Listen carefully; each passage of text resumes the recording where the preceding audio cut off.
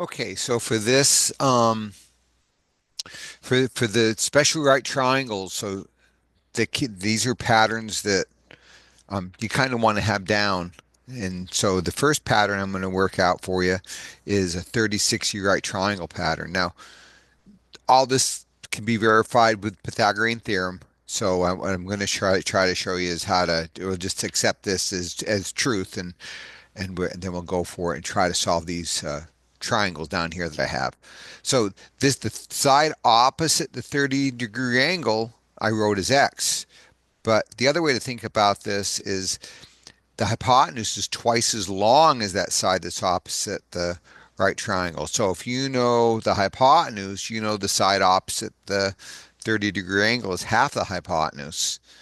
And then the side opposite the 60-degree angle is that same half times the half of the hypotenuse times the square root of 3. And this comes from Pythagorean theorem. I'm not going to show that in this video. I'm sure you can go find that. So I'm just trying to make it short and sweet. So what I see here for question number one, I see how it's opposite the 90-degree angle. So that's the hypotenuse. And then this B side is opposite the 30-degree angle, and the A side is opposite the 60-degree angle. So we're going to look up at our triangle, and they're telling me the hypotenuse is 12. So this side is half of that. See, 2x is the hypotenuse, so x has to be the side opposite the 30-degree angle, and the other side will be that same number times the square root of 3. So this side is 6 square roots of 3, and this side is 6. So then in this triangle, I know that I don't know the hypotenuse. I don't know the side opposite the 60-degree angle, so I know that's going to be x squared. It's a 3 long. I know this is going to be, and then this side is opposite the 30-degree angle, so that's our x. If you look up the pattern up here, right? That tells me the hypotenuse is twice as long. That'll be 6, and this side will be 3 square roots of 3. See how that 3 just comes along for the ride? Now, how about number 4? Maybe I'll slow down and I'll stop a little bit, or you can pause the video and see if you can't figure this out. And if you still need the support, I'm just going to do it right now. So I know that this side is opposite the 60-degree angle. So I know that is the x times the square root of 3, the half of the hypotenuse. So that tells me this side, and see how the x has to be 4. So this side has to be 4 because that's half the hypotenuse. And the hypotenuse will be 8. And then this one, it's the same pattern as this one, right? We know the side opposite the 60-degree angle. So why don't I stop for a minute? You stop to see if you can figure this one out. So I'm going to do it. So this is 5 because it's half. That number comes along there, and this will be 10. Okay, so some more variations to this that I think are worth looking at. I'm going to have to get rid of my drawings here. Um, so 11 is the same as the very first one we did, and not 12 is the very same as the second one we did. So I'll let you do that. If you need some answers, I'm going to write them. So this is going to be half the hypotenuse. That's got to be 8, and this is half the hypotenuse times the square root of 3, or x root 3, right? Now this one is half the hypotenuse, or x. This would have to be 9 square root of 3. This one would have to be 18. That's twice as long as that side opposite the 60-degree angle. Now comes number 13, which is a little bit more different. It's a little different. I know that 6 is supposed to be something times the square root of 3. So I've got this little equation I have to solve. X squared to 3 has to be equal to 6. So then if we divide, do a little algebra, divide by the square root of 3, divide by the square root of 3, and somebody a long time ago said, thou shalt not have radicals in the denominator, so we got to rationalize that. In other words, because the square root of 3 is not a rational number. It's a non-repeating, non-terminating decimal, right? So the way we get rid of that is we're going to multiply it by a form of 1. You probably did this in a geometry class, I would bet. So I'm going to multiply by root 3 over root 3. And what that does for us, the square root of 3 times the square root of 3 is the same as the square root of 9, which is just 3. And then the 6 square root of 3 on top. And then we can cancel out that 3 and that 6. So this answer, the x, half the hypotenuse side, is 2 square roots of 3. Now that's stuck with the square root of 3. And this will be twice as long. So 4 square roots of 3 will be the hypotenuse. Okay. Where this is getting us ready to start getting some way to learn all the sine, cosine, and tangent, secant, cosecant, and cotangent of these special triangles. Okay, let me come down to the next to the 45 triangles. Now the pattern for 45-degree right triangles. We know they're isosceles, meaning there's the sides, because these base angles are equal, the two opposite sides have to be the same, so that makes it isosceles. And the hypotenuse, if you know one of the sides, one of the legs, and it's an integer, or even if it's not an integer, we know that this one is x squared to 2.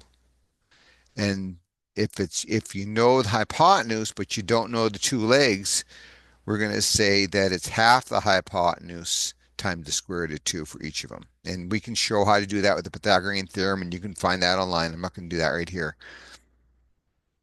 Okay, so I'm looking at this, I got two versions of this, then I've got a table where it's got a couple of gnarlier problems. Not bad, but just to get you some practice. So here I know the side opposite the 45-degree angle is 16. So I'm going to ask you and pause for a minute. Which of these patterns are we seeing? Are we seeing the hypotenuse, or know the legs? We know one of the legs. No, we do know one of the legs, so that means the other leg has to be the exact same size because they're isosceles, an isosceles triangle, two sides the same, two legs the same. So that'll be 16. And that hypotenuse, which is opposite that right angle, is going to be 16 square roots of 2. And then for question number 3, we know the hypotenuse. We don't know the two legs. The legs opposite the 45-degree angle. And of course, there's the hypotenuse because it's opposite the right angle. So what we've got in situations like this where we're going to cut that to find A and B. We're going to take that hypotenuse, cut it in half, and multiply it by the square root of 2, Dan, 2, not 3.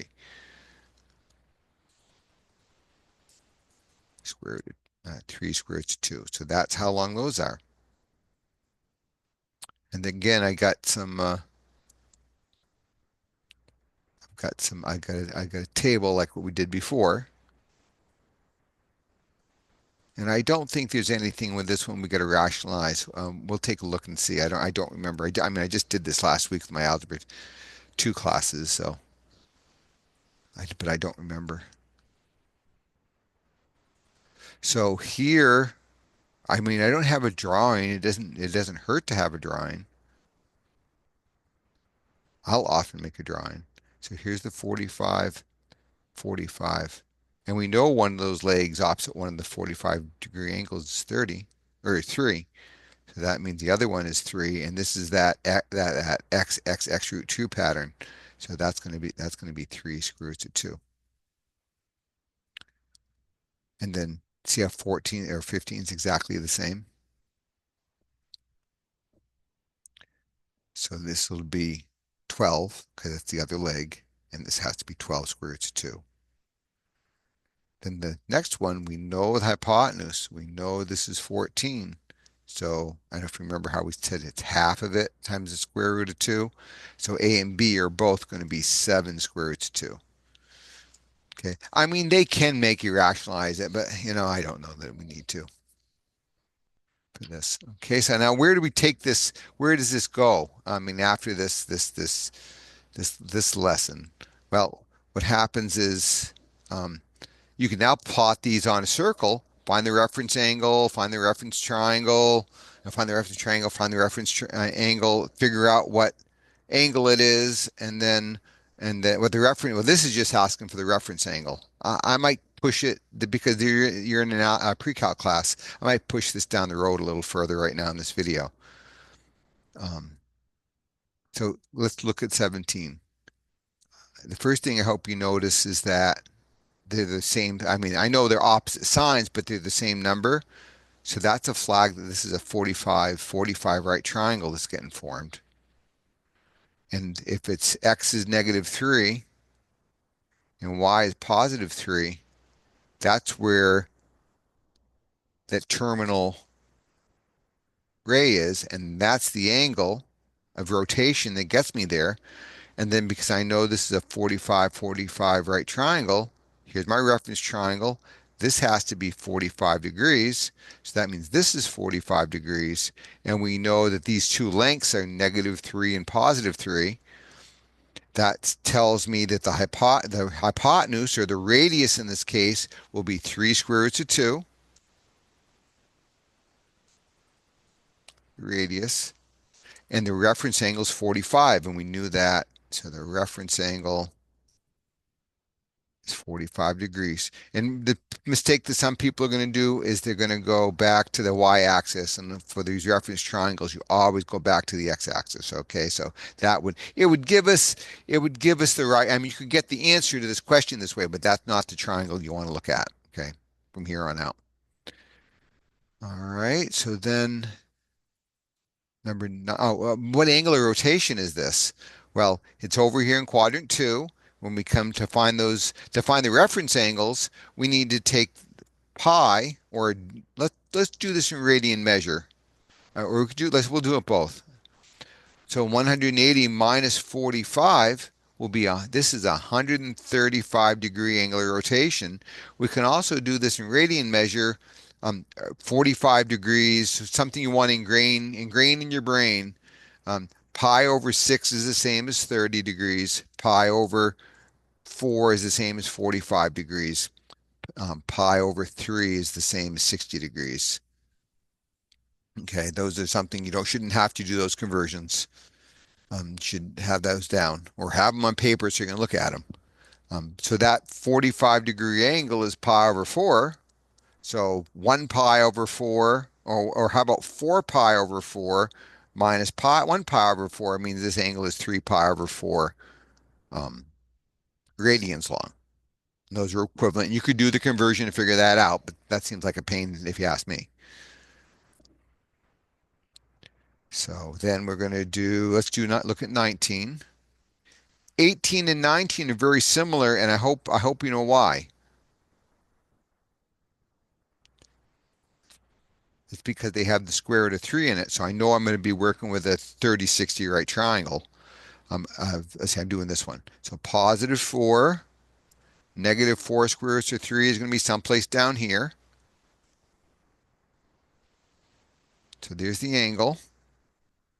Here's my reference triangle because I always go back to the x-axis. And let's see. The y, what am I looking at? I'm looking at x is the whole number. Y has got the root 3. So there's the -4 square roots of 3. The x is 4. So that tells me, because it's got a root 3 with it, this has to be a 60-degree angle. So the reference angle is 60 degrees. And I know the hypotenuse, here's the x, this is the x square root of 3, and this is the 2x side. So the radius, or the hypotenuse, is going to be 8.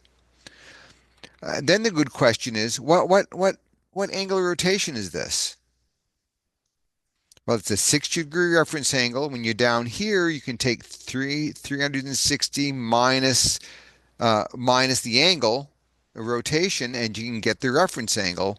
So in this case, I hope you see that if we take 300 away from 360, you'll get the 60 degrees. So this is a 300-degree angular rotation. And if we want to deal with it in radian forms, we know that 2 pi is 1 full rotation. Without, we can do with a conversion, sure, certainly, but I think it's easier to do it this way. I'd like you to be able to do it this way. So 2 pi minus, let's see, 60 degrees is pi over 3. So that tells me 6 pi over 3, because it'll get common denominators. 6 pi over 3 minus 1 pi over 3 is 5 pi over 3. So that's that angle. Now, some of you probably have already found a unit circle and looking at it. Um, and that's fine. If you need to use that's fine. That'll get you through the course. I'm trying to build some nimble thinking, though, for calculus. Okay. We don't want you to have to stumble through this when you try and do more math with it. So I'm trying to build you up here. Um, I guess the only other one, maybe I should do, let's say I'd like to find one like, I guess I could do 18. It doesn't really matter. It's not like I'm making you do this. Here, let me clear this out. Um, can I erase a bunch of stuff here? Yeah, I guess I can clear up enough screen to do this. Number 18 is a little different because you see how the square root of 3 is the x coordinate? That's going to change our reference angle.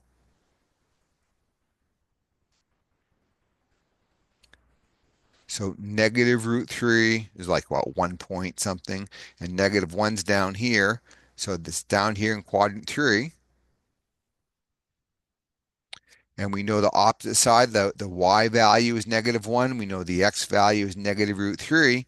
So this has to be, because that has that root 3, the angle opposite has to be a 60-degree angle. That angle has to be 30 degrees, which means that's the reference angle. The reference angle is 30 degrees. And since this is a 36 right triangle and this is half the hypotenuse, this has to be 2.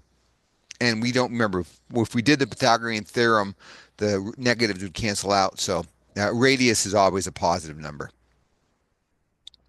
So we've answered the questions that's on the worksheet, but what angular rotation is that? So when we come down here, we usually take the angle minus pi, or the angle minus 180. So something minus 180 is 30. So that would be 210. If we wanted to do this in radian measure, I know that pi